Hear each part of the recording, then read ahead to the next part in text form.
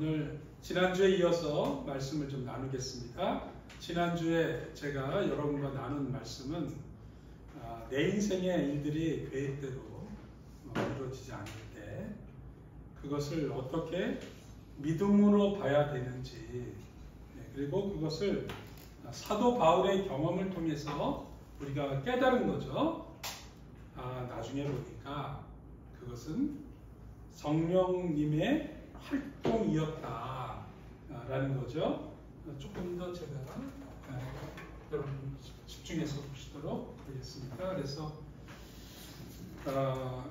성령님의 인도하심은 우리의 계획하고는 다르다.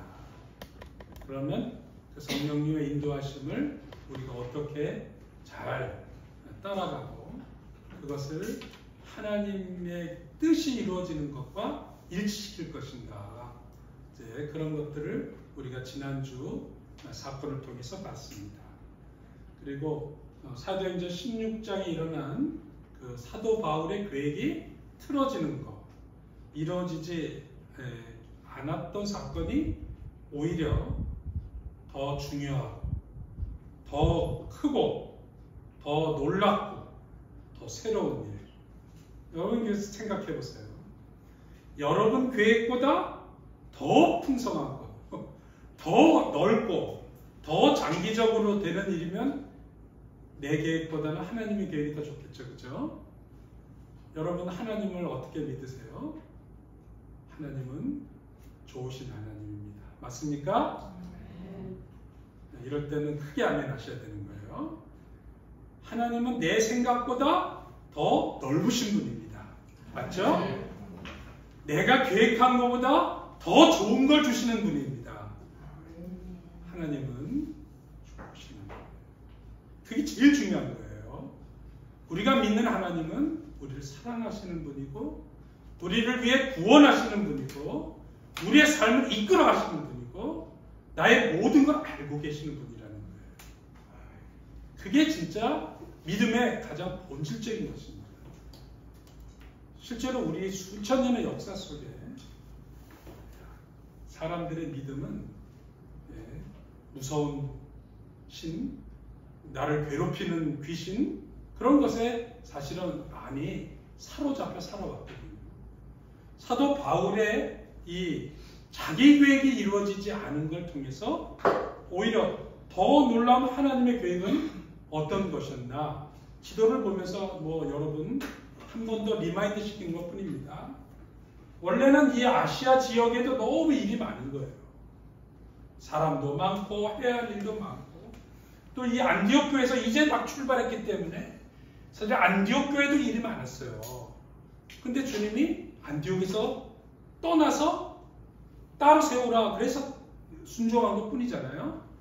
루스드라 가가지고 또 일을 했지만 내려오려고 그랬는데 막으시고, 그래서 북쪽으로 갔는데 또 막으시고, 그래가지고 여기 드로아까지 갔는데 여기서 다시 건너가서 일하라.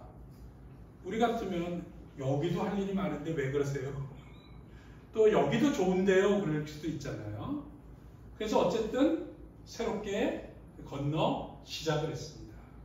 그래가지고 첫 번째 만난 빌립보 성에서의 사건에 대해서는 기본적으로 지난주에 세 가지 큰 사건이 있었습니다. 바울의 평생 동역자인 의사 누가를 드로아에서 만난 일. 여러분 인생에 반려자를 만나는 것만큼 귀한 거 없습니다. 여러분 삶 속에서 평생 동지, 사랑하는 이 여인, 이 남자가 내 평생 함께할 사람이라고 생각하는 거 굉장히 중요하고, 그것을 위해서 기도도 많이 하셔야 됩니다. 그리고 동지, 동역자를 만나는 건 정말 귀한 일입니다. 두 번째, 유럽 선교의 길이 열렸다고 하는 건 이미 2000년의 역사가 증명했다고 얘기했고요. 그 다음에 루디아를 만나서 유럽에서의 첫 번째 교회, 첫 번째 열매, 첫 번째 조직이 만들어졌다는 사건을 드렸습니다. 그러니까 이것만으로도 이미 엄청난 시발점이 이루어졌어요. 오늘 우리가 읽은 말씀은 그 다음 사건입니다. 그 다음에 복잡한 일이 발생하는 거예요. 상식적으로는 성령의 인도하심을 받아서 잘 풀리고 하고 있잖아요. 그죠? 근데 실제로 일어난 사건은 감옥에 갇히는 일이었고, 그리고 빌립보에 있는 모든 관원들과 군중들과 사도 바울 일행이 마주치는 그런 힘든 사건, 힘든 일이 발생했습니다. 귀신 들린 여종 하나가 따라오는 거예요. 사실은 이 두 사람은 그냥 조용히 복음 전하려고 강가에 가서 여인들을 만나고, 루디아 이제 겨우 만났고, 이제 어디서 전도해야 되나 좀 조용히 가는데 이 여인이 알아본 거예요. 그러니까 다른 사람들에 비해서 영특한 사람입니다. 그리고는 사도 바울을 알아보고, 그리고는 소리를 지른 거죠. 그리고 했는데, 성경에 보면 우리말 성경은 이 구절이 그렇게 긴박하게 느껴지지 않습니다.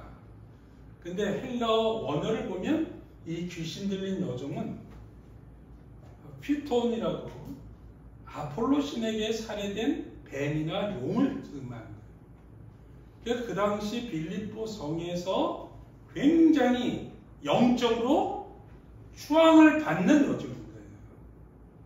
본인은 귀신 들렸으니 뭐 고달픈 인생을 살았지만, 이 여인이 점치고 알아보고 딱 누가 들어오면 딱 그 영험이 있는 거지. 그러니까 그 여인한테 통해서 수많은 사람들이 복채를 주고, 그리고 미래를 예언을 듣든지 자기 상담을 하든지. 근데 얼마나 영험하면 그 주인이 큰 돈을 벌었겠습니까? 그러니까 사실은 이 여자가 그냥 불쌍한 여자가 아닌 거예요. 내면으로는 공부하고 귀신 들렸으니까 힘들었지만, 실제로는 그 빌립보 성에서 영향력이 굉장히 있는 그런 여자였습니다. 강력한 이 귀신이, 피톤이 갑자기 외부에서 방금 빌립보 성에 들어온 바울 일행을 알아본 거잖아요. 그리고는 소리를 질렀으니까, 실제로는 피폰 귀신과 외부에서 온 이방신을 믿는 사람 간의 대결 구도가 이루어진 겁니다. 근데 이 여종이 계속해서 소리를 한 번 지르는 게 아니라 여러 번 계속 지르는 거예요.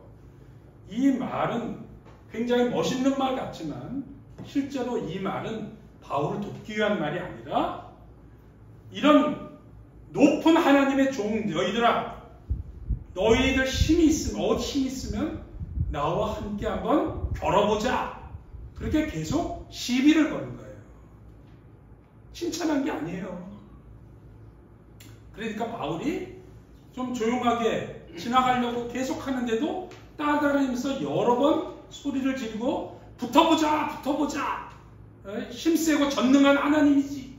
너희들 복음 전하러 온 놈이지. 그리고 계속 괴롭히니까 바울이 견디다 못해서 그 여인을 바라보면서 그렇게 얘기했죠. 예수 그리스도의 이름으로 그 여인에서 나와라. 그러니까 귀신이 즉시 나왔어요. 귀신이 아무리 힘이 강해도 예수님의 이름 앞에서는 아무것도 아닙니다. 문제는 이제 그 다음에 일어났어요.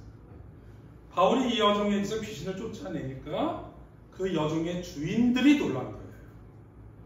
화가 나기도 했고, 우리 센 아폴로 신에 우리가 그 영향 아래에 있는데 졌잖아요.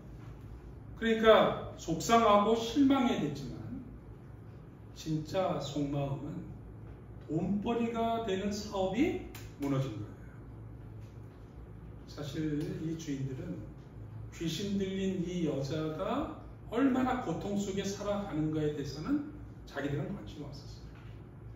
그리고 나에게 이익이 되느냐 안 되느냐, 거기에만 관심이 많았습니다. 실제로 바울은 그 여인을 건강하게 회복시켜주는 거예요. 여러분, 무당에 들려서 신접해 사는 여자들, 남자들 굉장히 고달픈 인생을 삽니다. 항상 잠도 제대로 못 자고요. 내면은 또 얼마나 불안하겠어요. 그리고 지금도 그런 사람들이 의외로 많이 있다는 걸 여러분 아셔야 되는 거죠. 요즘 같은 세상에 뭐 그런 게 있냐고요?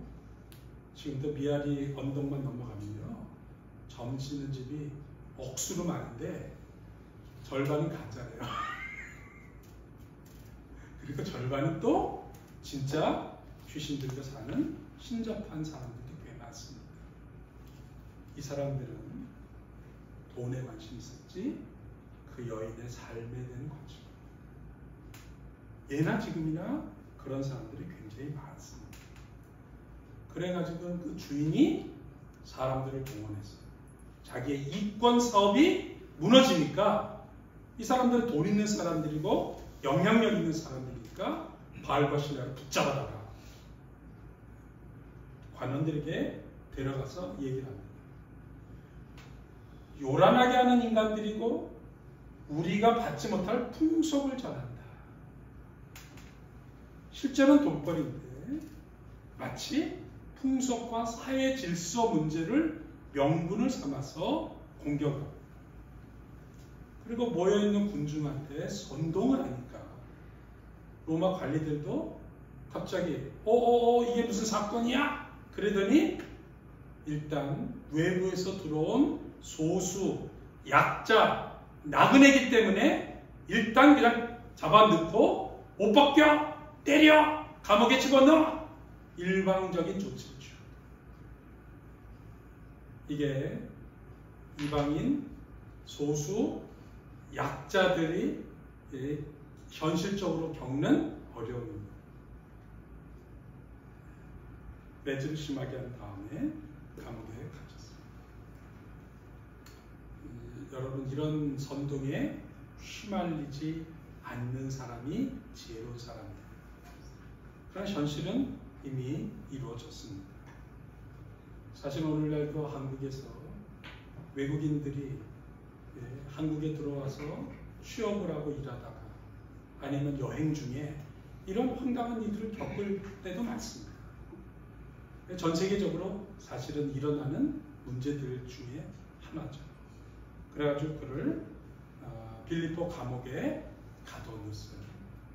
지금도 빌립보에 가면 정확하게 그때 감옥에 gat혔는지는 모르지만 어쨌든 그 빌립보에 그 로마 시대 때 감옥의 유적들 사진들이 있고, 그리고 또 그런 현실 속에서 살아가고 있습니다. 억울하게 그지없는 사건이 순식간에 발생했습니다. 성령님의 인도하심을 받아 순종에 산 땅에서 며칠 고생의 루디아를 만났고 이제 겨우 자리를 잡는가 했더니 난데없이 풍속 사범으로 찍힌 거죠. 사회 기강을 해치는 외국인이고 사상범으로 몰려서 재판도 없이 두드려 맞고 감옥에 갇히는 신세가 됐습니다. 낯선 이방 땅에서 중상모략을 받으면요, 말이 통하지 않습니다. 우리 교회가 다문화 교회를 만들고 하는 일은 그런 분들에게 도움을 주려고 하는 일이고요. 저도 몽골에서 사실은 이런 황당한 일을 은근히 여러 번 겪었습니다. 그런데 진짜 사건은 그 다음에 이런 억울하고 분한 상황에서 바울과 실라가 보여준 행동이 25절에 있습니다. 같이 읽을까요? 시작.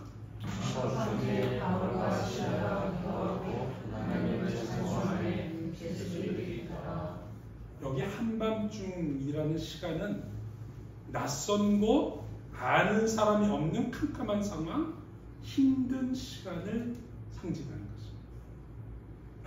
그런데 누가 봐도 소망 없는 절망의 순간에 바울과 실라가 뭘 했습니까? 기도하고 찬송합니다. 도대체 바울과 실라가 무슨 기도를 드렸을까? 이 시간에 첫째는 고통 중에서 자기들을 도와달라, 위로해달라고 하나님 앞에 기도를 드렸습니다. 힘들 때 우리가 할 수 있는 가장 현실적인 것은 하나님께 기도드리는 것입니다.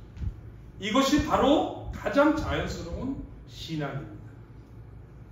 야고보서 5장 13절 15절 우리 목소리 좋은 손민국 선생님 읽어주시겠어요? 감옥에서 무슨 기도를 드렸을까? 고통 중에 도움과 위로를 기도. 너희 중에 고난당하는 자가 있느냐? 그는 기도할 것이요. 즐거워하는 자가 있느냐? 그는 찬송할지니라. 너희 중에 병든 자가 있느냐? 그를 위하여 기도할지니라. 믿음의 기도는 병든 자를 구원하니 주께서 그를 일으키시리라. 아멘. 힘든 상황, 고난당하는 상황, 병약한 상황 속에서는 기도하는 거예요. 이게 가장 그냥 종교의, 신앙의 가장 기본적인 거죠. 여러분, 힘들 때 기도하는 여러분이 되기를 축원합니다. 기도할 수 있다는 사실이 믿는 사람과 믿지 않는 사람의 가장 큰 차이입니다. 우리는 기도드릴 대상 하나님과 함께 살아가는 사람. 여러분 맞습니까? 두 번째로 바울과 실라가 무슨 기도를 드렸겠습니까? 지금 힘든 상황 때문에 복음이 오히려 더 진보가 이루어지다.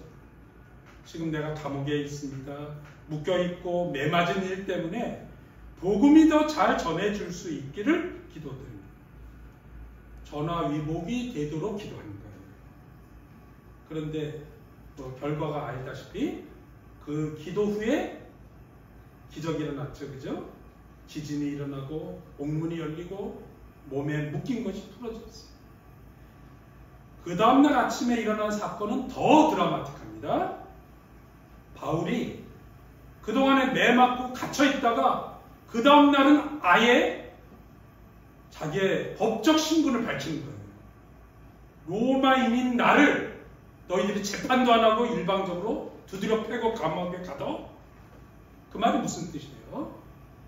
내가 지금 당한 이 힘든 상황이 반전이 일어나 복음 진보에 쓰임 받겠다는 것을 확신을 가지고 바울이 감춰놨던 히든 카드를 꺼내는 거예요. 그러니까 그가 기도할 수 있는 거예요. 무슨 말인지 이해가 되시죠? 제가 힘들고 매맞았으니까 하나님 도와주세요라고 기도했고 그 다음에 이 고난과 아픔이 주님이 원하시는 일에 쓰임 받게 해달라고 또 한 단계 더 깊은 더 멀리 내다보는 기도를 그가 드립니다. 그리고 그 응답을 받습니다. 여러분 지하 감옥이든지 병상이든지 가장 힘든 때 바로 그 자리에서 드리는 기도 주님이 들으시고 응답해 주십니다. 그래서 한 번만 더 읽어주시겠어요? 요미. 기도하지 못할 장소가 없고 기도하지 못할 시간이 없습니다. 아멘. 감옥에서도 한밤중에 소망이 없을 때 그 다음 어떤 일이 있을지 모르지만 그들은 기도했어요. 그것이 신앙의 가장 위대한 힘입니다. 두 번째 질문을 던지고 싶어요. 감옥에서 그들이 찬송을 했는데 무슨 찬송을 했을까? 첫째는 하나님을 위해서 모욕을 당한 만큼 자신들을 주님의 일에 합당한 자로 불러주신 것에 대해서 감사를 했어요. 감당할 만하니까, 견딜만 하니까 그런 고통을 주신 것에 대해서 감사하는 것입니다. 완전히 다른 관점에서 이 아픔과 고난을 받아들이는 것입니다. 그러니 찬송이 나오는 거예요. 기도하는 건 이해가 되죠. 그죠? 힘드니까. 그런데 그 한밤중 감옥 안에서 소리 높여 찬송을 하죠. 그러니까 감옥에 있는 모든 사람이 다 듣는 거죠. 그리고 또 뭐가 좋아서 찬송해? 그런 날이 나올 수 있잖아요. 그러나 그들은 감사했기 때문에 찬송할 수 있었습니다. 그리고 고통 중에 이것을 참고 견디게 해주신 하나님께 감사를 드렸습니다. 그래서 주경학자 매튜 헨리는 고통 중에 그들의 영혼이 하나님의 친절하고 강한 위로를 그 밤에 체험했기 때문에 이런 찬송을 들을 수 있었다고 했어요. 하마터면 죽을 뻔했는데 오늘 살아났네. 아마 그래서 감사했을지도 모르겠어요. 그리고 빌립보에 감옥에 들어갔는데 최악의 상황은 아니구나 라는 걸 느껴서 또 감사했을 수도 있습니다. 시편 119편 61절에 보면 악인들의 줄이 내게 두루 얽혔을지라도 나는 주의 법을 잊지 아니하였나이다. 내가 주의 의로운 규례들로 말미암아 밤중에 일어나 주께 감사하리다. 찬송은 승리의 날에 믿는 사람들의 기쁨을 표현할 뿐만 아니라 고난의 날에 그들의 슬픔을 없애주고 덜어줍니다. 찬송하고 감사하면 내게 닥친 이 육신의 고통이 덜어집니다. 주로 여러분 밤에 잠이 안 오면 불면증에 혹시 시달리시면 감사 노트를 가져다가 감사한 일을 생각하고 기록하시기를 바랍니다.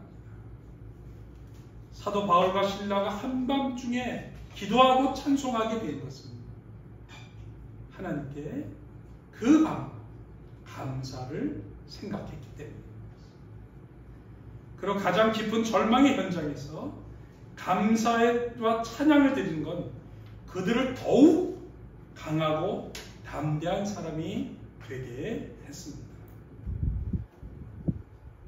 한번 읽어주실래요? 한번 더. 그들이 강하고 담대한 사람이라 그 상황에서 감사와 찬양을 하는 것이 아니라 그들이 감사와 찬양을 하기에 그 상황에서 강하고 담대한 자가 되는 것. 믿습니까?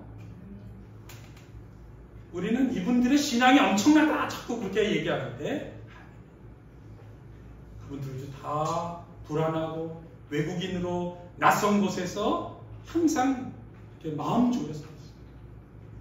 제가 몽골을 그만두고 난 다음에 10년이 넘도록 일주일에 2번, 3번 새벽마다 몽골 꿈을 꿨는데 항상 눌리는 꿈, 쫓겨다니는 꿈, 사건, 사고, 애기라는 꿈을 꿨어요.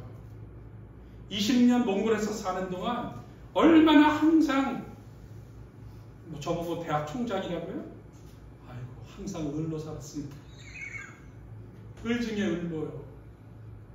낯선 곳에서 살아가는 거 쉽지 않습니다. 바울이 담대한 사람이고 믿음이 좋은 사람이라 기도한 게 아니에요. 오히려 기도하고 감사하고 찬양했기 때문에 주님이 담대하고 강하게 만들어 주신 거죠. 우리가 자꾸 나는 그런 사람 아니야. 그게 아니에요. 힘들고 어려울 때 억지로라도 오히려 배에다 힘을 주고 하나님 믿습니다. 하나님 함께 해주세요. 오히려 그렇게 얘기할 때 더 힘이 생겨나는 거죠. 강하고 담대해지는 것입니다. 그래서 힘들고 어려운 일이 닥쳤을 때 좌절과 절망의 한숨이 나오기 전에 먼저 감사하시기를 바랍니다. 여러분 배구에서 시간차 공격 아세요? 힘들고 또 힘들 때 실망을 하면 나는 낙심하는 사람이 됩니다. 반대로 힘들고 어려울 때 감사와 찬양을 먼저 하면 나는 믿음의 사람이 되고 승리하는 사람이 되는 것입니다.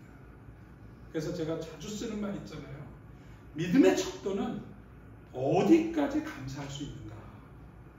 내가 먼저 힘들고 어려우니까 가라앉지 말고 치고 나가라는 거예요. 먼저 감사하면 힘이 더 오히려 나서 감사한 일로 결말이 나게 돼 있습니다. 억지로 감사하지 마. 그런 얘기 하지 마세요. 시간차. 결국에 이 고통은 지나가는 것이고, 결국에는 끝이 있는데 또 궁극적으로는 하나님만이 승리하시잖아요. 맞죠? 결국 우리 천국 가는 거예요. 이 길 끝에 주님을 보리라. 그게 우리 기대의 교회 필요 아니에요? 그러면 결국 궁극적으로 승리하는 건데 먼저 승리를 선포하자는 거예요. 먼저 감사를 선포하고 먼저 찬양하는 거예요. 그리고 난 다음 승리하시고 감사하시고 함께 하실 주님을 경험하게 될 것입니다. 먼저 낙심하고 가라앉고 먼저 완전히 무너지고 난 다음에 그 다음에 승리하고 나면 하나님 앞에 머쓱하잖아요. 야, 내가 너와 함께 할 때 너는 왜 맨날 이렇게 끝까지 가라앉고 끝까지 실망하고 끝까지 힘드냐. 진짜 사건이 그 다음에 기록되어 있습니다.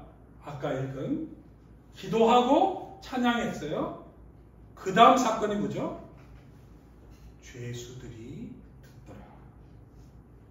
여기서 말하는 죄수들이 들었다는 이 듣고 에페크론토라는 이 단어는 그냥 들려와서 들은 게 아니에요. 콘서트에 참여한 것처럼 신앙송이나 노래나 연주들을 주의 깊게 듣는 걸 말합니다. 여러분 콘서트에 가보시면 이미 그분들 콘서트 들어가기 전에 준비되어 있잖아요. 그죠? 복장이 달라요. 콘서트 복장을 가지고 간답니다. 일찍 가서 듣습니다. 그죠? 최대한 앞자리에 앉으려고 더 비싼 표 주고 사잖아요. 이미 들을 준비가 돼 있는 사람이 가 있는 거예요. 이 단어가 바로 그런 뜻이에요.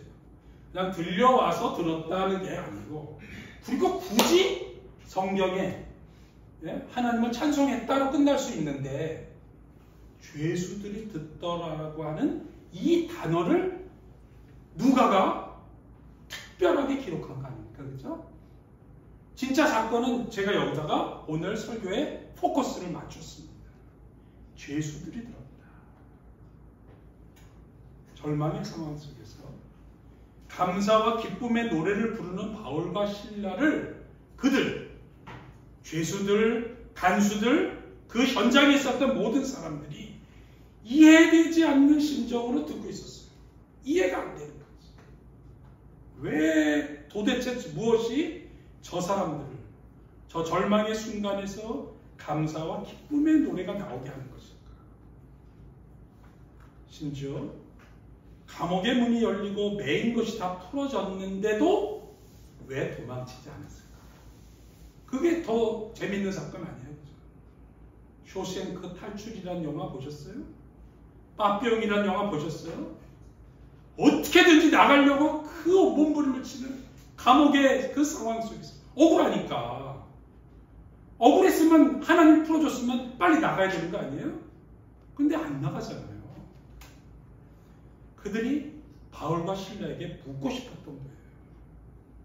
그 마음속에 품었던 모든 죄수들의 궁금한 그 마음을 간수가 대표해서 바울한테 질문을 던진 겁니다. 그게 30절의 질문이에요. 간수만 질문한 게 아니고 거기에 있는 모든 사람들이 궁금한 질문을 가졌는데 간수가 대표로 질문한 걸 기록한 거예요. 선생들이요. 사실은 이 선생은 퀴리오스입니다.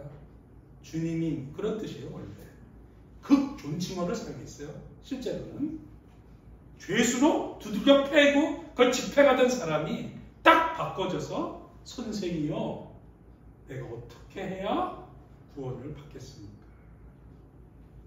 우리도 우리 주변에 있는 사람들에게 이런 의미 깊은 질문을 하게 만드는 사람으로 살아야 되는 것입니다. 이것을 선교라고 얘기하는 거죠. 제 개인적인 얘기라는 걸 좀 양해해 주세요. 제가 몽골에 가가지고 제일 많이 들은 질문, 사람들이 나한테 제일 많이 물은 게 뭔지 아세요? 다 여러분 그냥 상식적으로 왜 몽골에 오셨어요?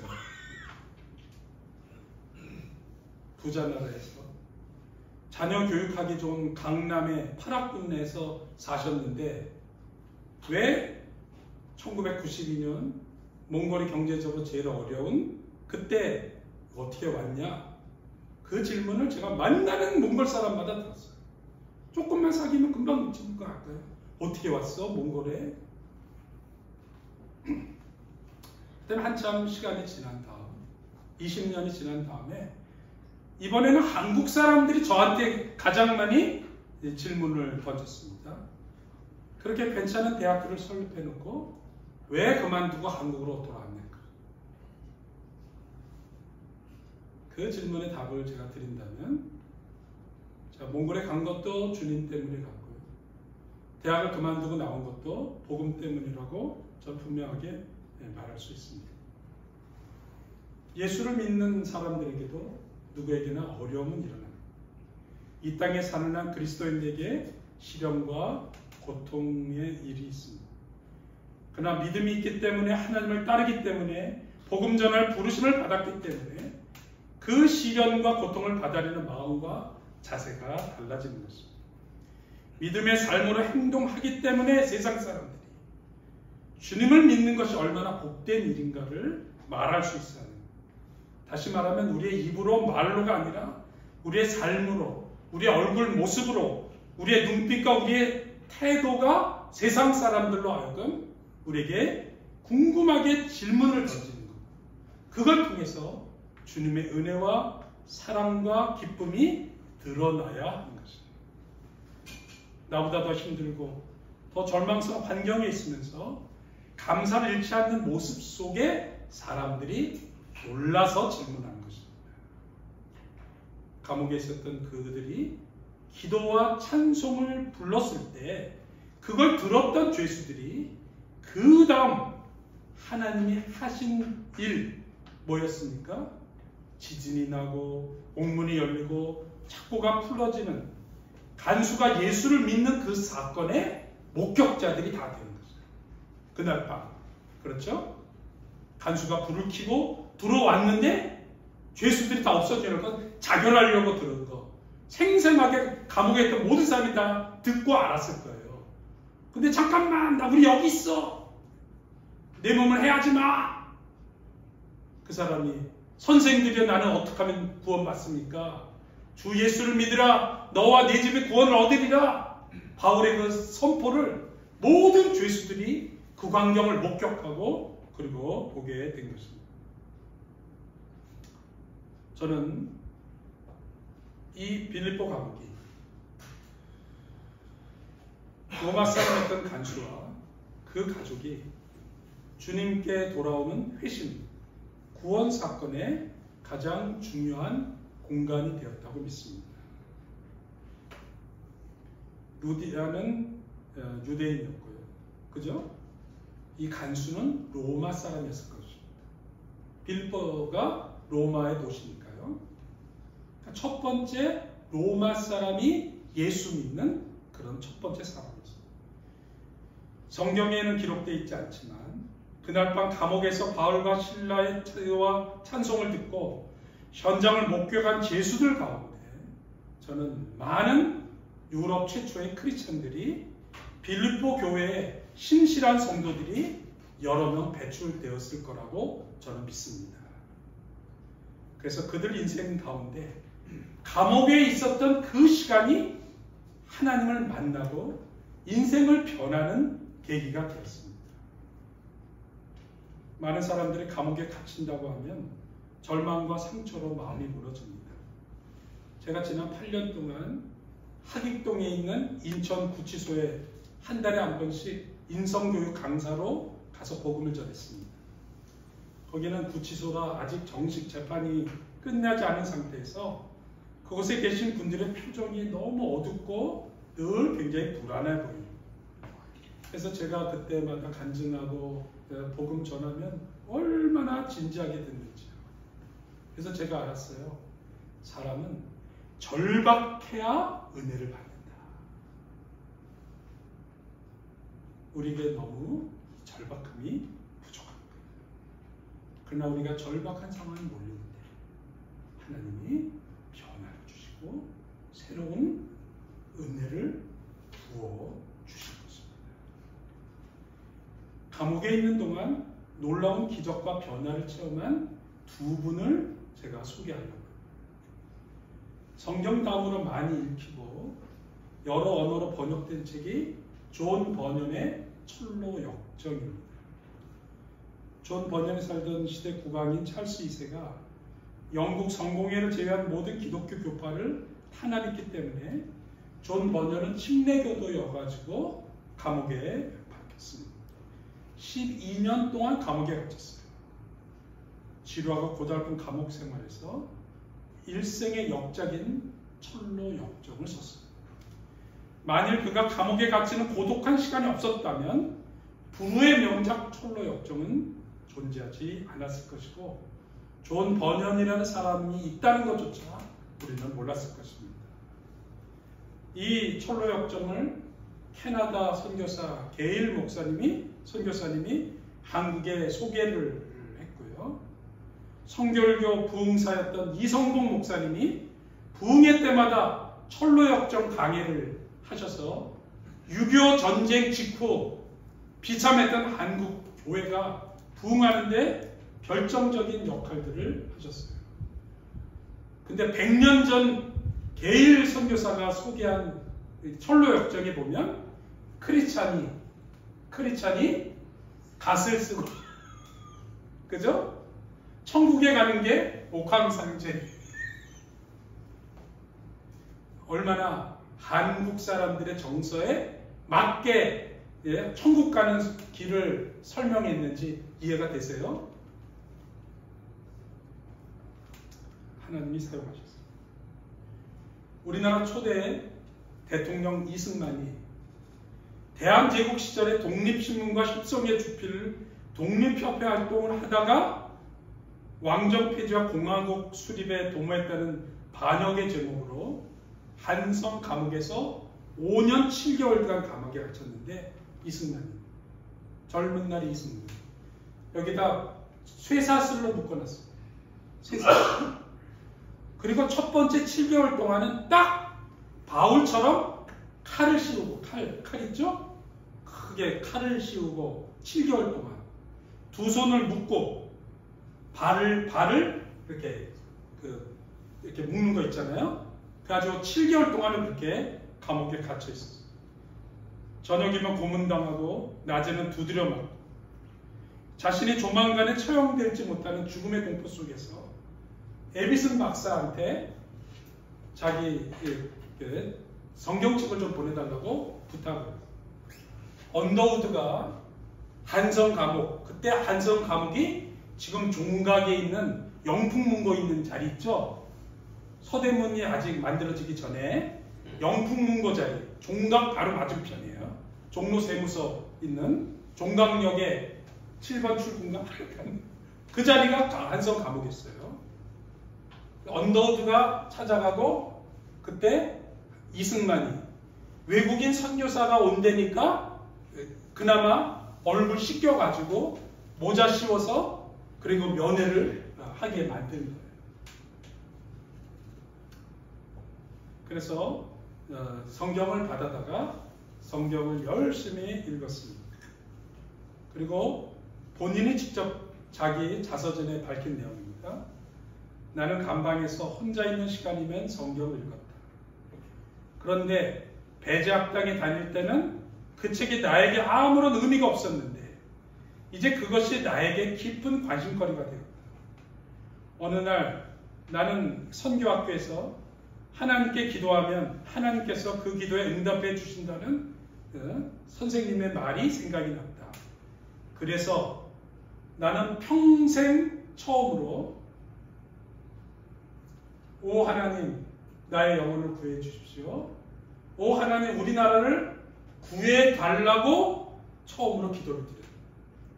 기도하는 순간 금방 감방이 빛으로 채워지는 것 같았고 나 마음에 기쁨이 넘치는 평안이 누리면서 나는 완전히 변한 사람이 되었다.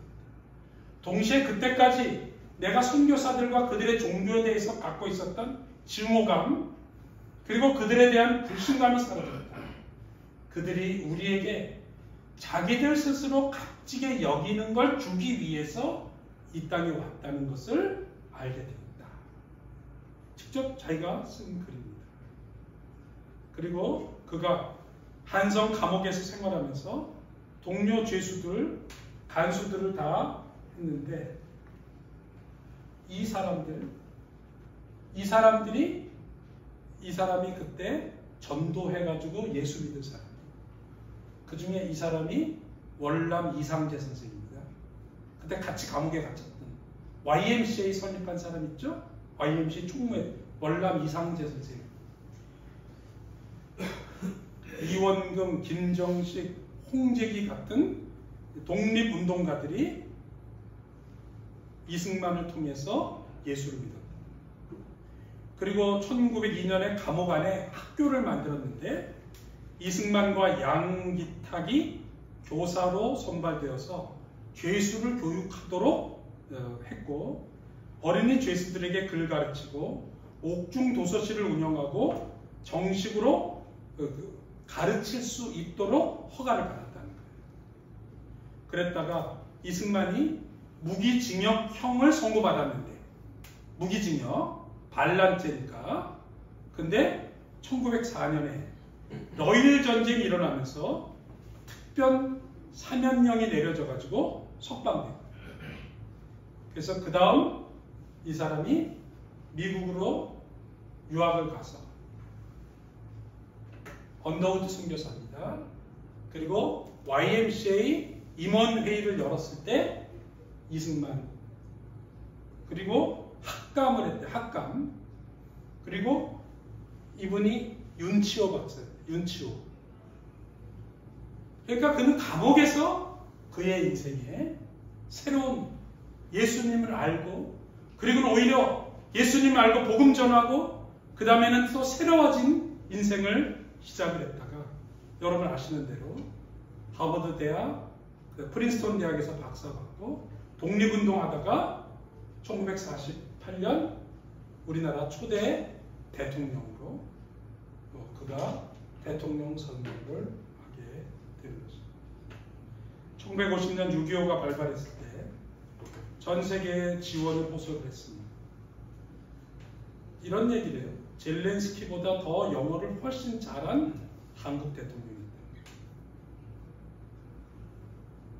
그리고 유엔군 참전을 호소했는데 불과 3일 만에 서울이 함락되고 낙동강과 부산만 남아있을 때 대통령이 방송으로 전국의 교회와 목사님들에게 하나님께 기도해달라고 기도 특별 요청 방송을 합니다. 그리고 결국 하나님은 6.25 전쟁을 서울로 올라가도록 다시 하고 지난 70년이 지나 오늘 우리나라가 이렇게 됐습니다. 정리하겠습니다. 오늘 사건은 고통과 아픔, 절망 속에서 모든 것이 다 벗겨졌던 것을 함께 경험했던 빌립보 감옥의 죄수들 이야기입니다. 똑같은 역경, 기도와 힘든 상황에서 기도와 찬송하는 사람을 만난 죄인입니다. 그 사람들은 감옥문이 열렸을 때도 도망가지 않는 사람들을 봤습니다. 왜냐하면 그들이 하나님을 믿는 사람이었고 목적이 분명한 인생을 사는 사람들이었기 때문입니다.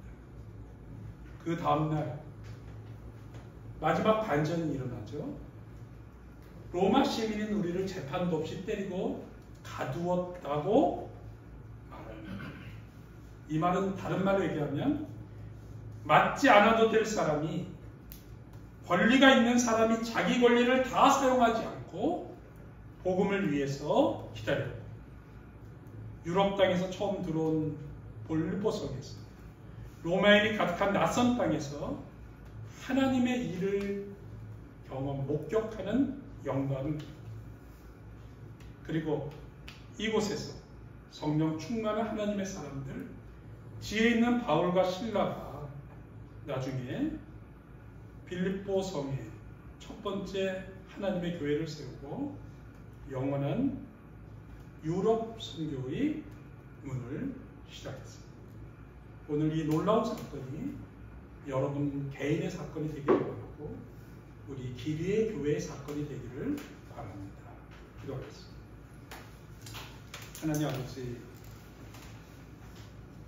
옥중에서 기도하고 찬양하며 도망가지 아니하고 자기가 가진 권리를 다 사용하지 아니함으로 복음의 진보를 가져왔던 바울과 실라처럼 저희들도 그런 현실을 목격하고 그렇게 우리도 살아가고 하나님께 쓰임받는 사람이 되고 싶습니다. 역경과 환난 가운데 기도와 찬송으로 감사로 살아나게 해주시고 그 다음에 일으키실 하나님의 기적을 내 몸으로 체험하게 해주시고 우리 교회가 체험하게 해주시고 그리고 하나님의 복음의 진보에 쓰임받는 우리 모두가 되게 하옵소서. 예수님의 이름으로 기도합니다.